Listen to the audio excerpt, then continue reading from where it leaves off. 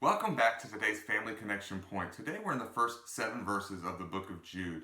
And Jude was the half-brother of Jesus, and he writes to us about defending or contending for our faith. He says that there are people who want to come in and destroy our faith, and we need to be awake and ready to defend our faith. And so that's what we're going to talk about today with our kids. So we're actually going to use, this is actually our a security system keypad, and you can take it right off the wall. And you may not be able to do this, but you can just point to your door locks or whatever you guys have for security, and just ask, why do we lock our doors, or why do we have a security system? And the answer is kind of sad, but the truth is that there are people in our world who want to come in and to take what's precious to us and to hurt what's precious to us. Now, we don't want to scare our kids, so you can probably frame this in, Mom and Dad are going to do everything that we possibly can to protect you because God tells us to. And so we have things in our home to protect our family. And in the very same way, God tells us that we should protect what's most precious to us.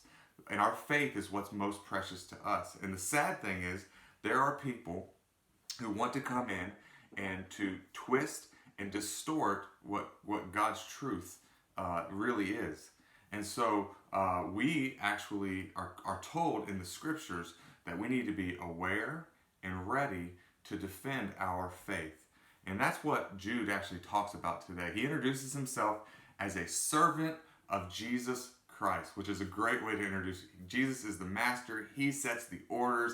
I walk in obedience to him. And then he says, when I sat down to write this letter, I actually sat down to write an encouraging letter about your salvation, and it was going to probably be super encouraging, but he says, I was actually burdened to actually write to you about you defending your faith. He probably had received a report that there were people who were coming in and who were twisting the doctrine of salvation. In fact, he actually points to it. He says you need to contend for your faith. That word is the word for agonizing, and so he wants you to wrestle with this whole thing. This is going to take effort. You need to be fully involved and ready to defend your faith. Why? Because there were people coming in to their church and who were perverting the gospel of grace.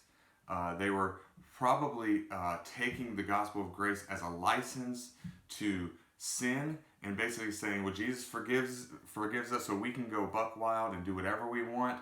And Paul so many times says, a few times in the book of Romans says, what shall we sin that grace may abound? He's saying grace is not a license to go buck wild and to sin.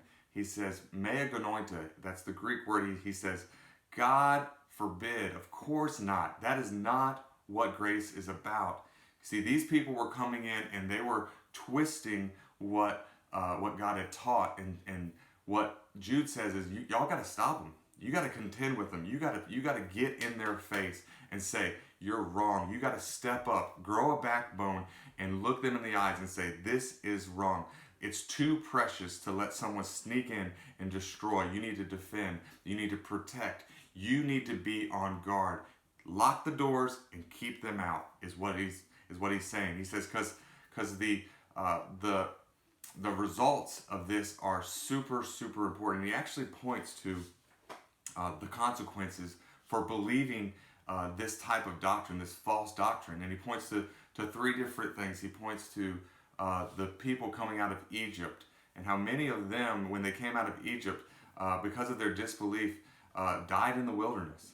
He points to fallen angels who disobeyed the ranks of God, and how we're going to spend eternity in punishment. He points to Sodom and Gomorrah, and because of their disobedience, and he's saying the consequences to believing this doctrine is wild. It's too important. Lock the doors, turn on the alarm system, stay on guard, look people in the face, stop this where it's at. It's super, super important. So for our children, what we want them to understand here is that they need to know the Bible. They need to know the essential truths. And they also need to know when someone is trying to come in and twist those things. Someone's trying to come in and take what the Bible says and actually use it for their own advantage and kind of make it say something that it doesn't say. The only way we can do that, again, is by knowing the truth. But we need to be on guard. We need to be ready. We need to be aware that there are people, and I believe that they're motivated by the devil himself, who want to come into our churches and twist the truth.